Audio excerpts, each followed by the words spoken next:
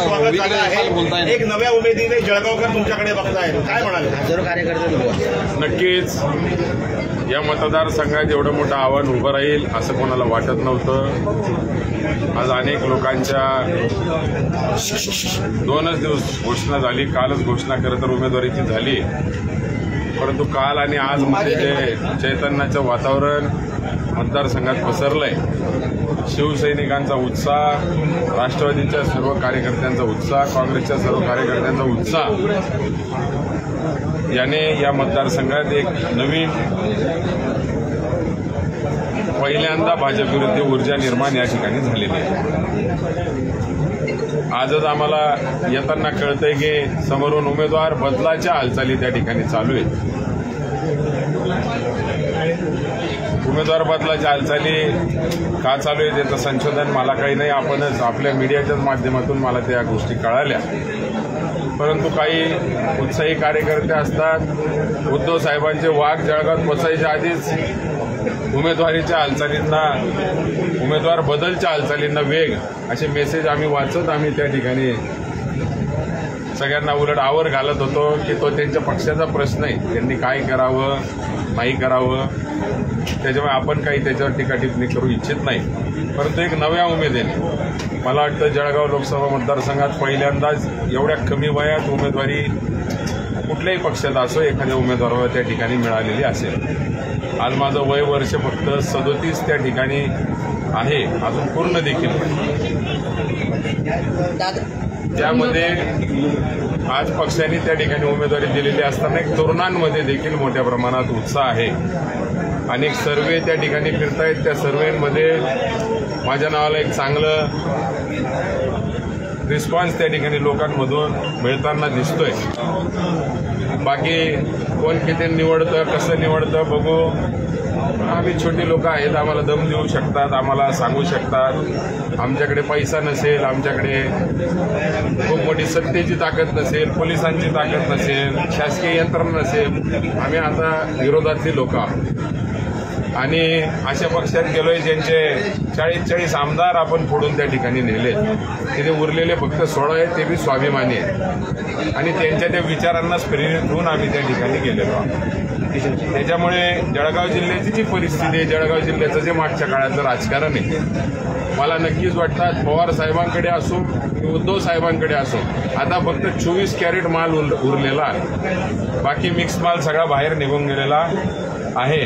त्याच्यामुळे आज जी आपल्या जिल्ह्यातली परंपरागत पैशाच्या जीवावर, सत्तेच्या दोषच्या जीवावर, शासकीय यंत्रणा वापरून धमक्यांच्या जीवावर जे कार्यकर्ते दाबले जातात, फोडले जातात, या एवढे गिरे आज जे उद्धव साहेबांनी, पवार साहेबांनी या ठिकाणी जपलेत, हा सगळा 24 कॅरेट माल जो आता या ठिकाणी उरलाय, याला डाग काही आता कुठे लागणार नाही आणि ह्याच आशेवर मी ही उमेदवारी शिवसेनेकडनं करण्याची ठरवली आणि एक नवतरुण उमेदवाराला त्या ठिकाणी आमच्या शिवसेना उद्धव बाळासाहेब ठाकरे गटाने साऱ्या कार्यकर्त्यांच्या विनंतीने त्या ठिकाणी मला उमेदवारी दिली।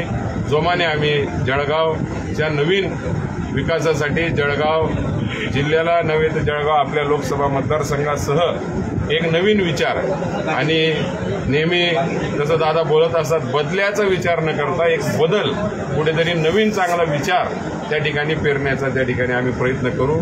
त्याची एक छोटीशी सुरुवात राजकारणात स्वार्थ म्हणून ज्या ठिकाणी फक्त राजकारण केलं जातं, कुठलाही स्वार्थ नसताना एखाद्या खासदाराने एखाद्या पक्षात प्रवेश करणे आणि एक मित्रासाठी प्रवेश करून त्याला पाठिंबा देणे, याचं एक चांगलं समाजात उदाहरण म्हणून आणि युवकांना प्रेरणा म्हणून या उदाहरणाची सुरुवात आम्ही ह्या माध्यमातून त्या ठिकाणी करत आहोत। गप्पा खूप मारल्या जातात इलेक्शनला, परंतु गप्पा न मारता कृतीतून त्याची सुरुवात आम्ही त्या ठिकाणी केलेली आहे। दादा, आज त्या ठिकाणी अजित चव्हाण आले होते, त्यांनी बोलताना सांगितलं की गिरीश महाजनांची झोल आणि त्यांचं नाव वापरून हे कार्यकर्ते मोठे झाले होते।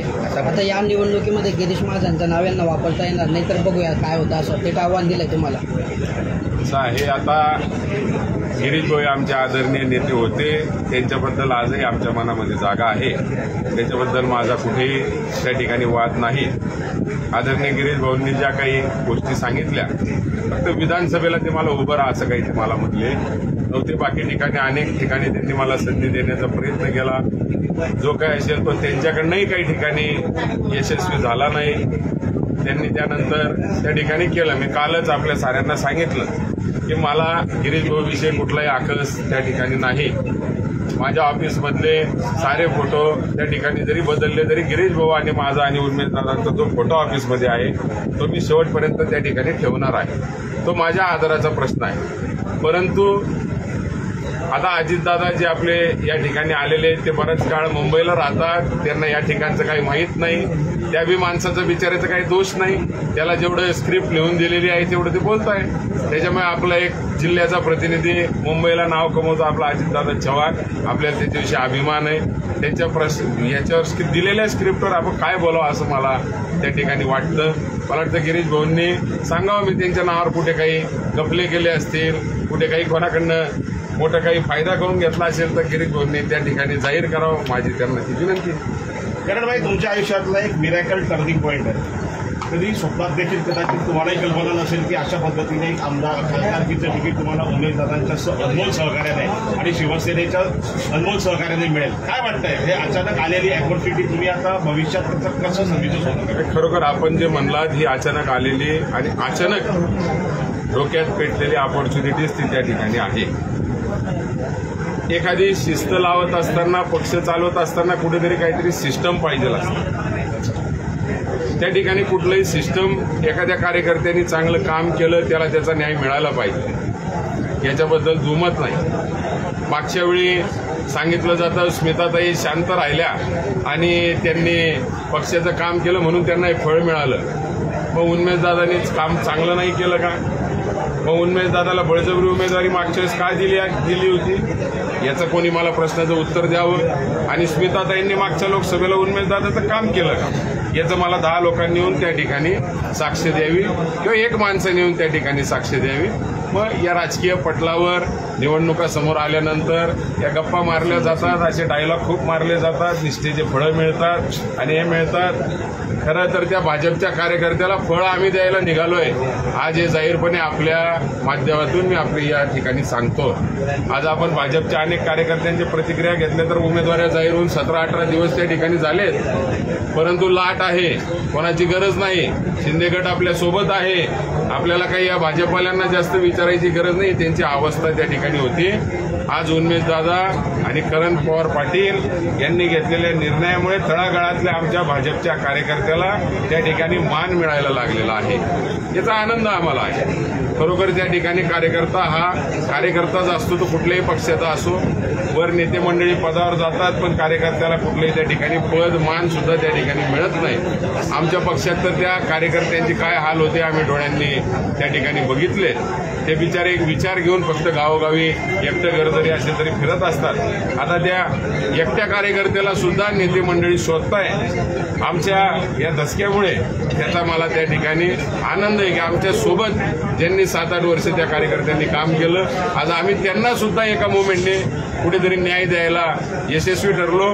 असाच सगळ्या घटकांना न्याय या मतदारसंघातील आमचे विरोधक असो, आमचे कार्यकर्ते असो किंवा सर्वसामान्य जनता जी उद्या आमच्या विचारांना प्रेरित होऊन ज्यांना आम्ही मतदान मागून निवडून येण्याचा त्या ठिकाणी प्रयत्न करणार आहे. सुरुवातच आमची न्यायापासून झालेली आहे. आमच्या एका पावलाने अनेकांना न्याय मिळायला सुरुवात झालेली आहे. मला असं वाटतं आमच्या हाताला पण तो यश आणि न्याय दिलेला असेल. तसाच विकास परंपरा ज्या या मतदारसंघात रुजवायचे, चांगले विचार रुजवायचे ते आमच्या हातून त्या ठिकाणी रुजवले जातील याची ही सुरुवात आपण त्या ठिकाणी म्हणतो. ठीक, थँक्यू. लांबलं